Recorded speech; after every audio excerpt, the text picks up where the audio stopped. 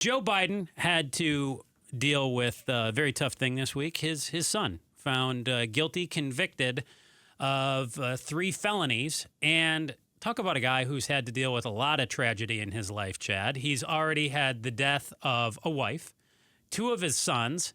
Now he's got his son's drug addiction that's been going on for years. Now he's a convicted felon. You see your family have to testify in a trial involving your son. You have to relive some of the most painful moments of their lives. So on one side, you've got your son's ex-wife, Haley, Bo's widow, who's testified against Hunter. Then on the and let's not forget, he dated Bo's widow after Bo died. So that's his brother, Bo. That's his brother. So his brother dies, and his widow kept in the family. Then on the other side, you've got Naomi, who is Hunter's daughter, and Joe Biden's granddaughter, who's testifying for Hunter. Yeah.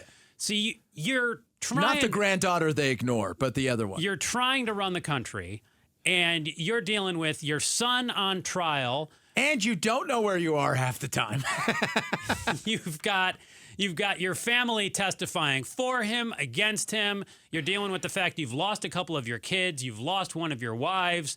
Man, Thank God you're married to a doctor. How can this not hurt Joe Biden on, not just the campaign trail, but on a day-to-day basis? Doesn't this have to take, we joke around a little bit that he's 81 years old. He trails off. You say he doesn't know where he is. I think he knows where he is, but he's 81 years old. I don't think either him or Trump should be running for president. They're both old guys who've lost their fastball years ago. How could this not take a toll on President Biden? Well, first of all, he loves his kid, and I admire him for that. He's absolutely, who doesn't love their the kid? fact that, and I've heard from my sources who say, look, every day, 2-3 times a day, even when he was vice president, he reached out to Bo before Bo passed away when he was a senator, and when he was vice president, he made sure that he was always in communication, talking to Hunter every single day. Yes, of course, this is going to affect him. You know what? I didn't think they should have ever brought this case. I think it's ridiculous. As a Second Amendment guy, I am absolutely thinking to myself, yeah, we don't want meth heads to get a gun. That being said, when do you get to decide when it's an addiction and when it's not an addiction? And I don't think they should have, but it's going to affect him. It's going to affect him in 2 ways. He's not letting his kid go to jail. It ain't going to happen. He'll either commute the sentence or pardon him. In fact, they already said today that commuting it is not off the table. So they may not pardon him right away. But if he loses in November, of course you're pardoning your kid. Why wouldn't you? I would. Yeah, Joe has said that he's not going to pardon his kid, but the White House wouldn't rule out the commutation. Yeah. Now what's the difference there? What would that look like? A pardon means basically it's done and dusted. Commutation means you've served it. You're not going to have to do any jail time. He may not have to go to jail anyways. No. Well, it depends on who you talk to. He faces, I think people think 25 years, I saw. 25 years. Most people, even in this situation, they get 1.5 years. So, I don't think he's going to, and I don't think he should. I think it's ridiculous.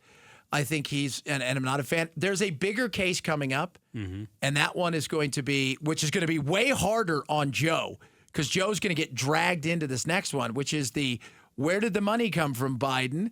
Hunter, where did the money come from? How do you have all this stuff with the IRS? And that comes in September. All of this has to be dragging him. I have a feeling he's going to plead that one out because he doesn't want the embarrassment for his dad right before the election, especially if there can be some stuff exposed on there.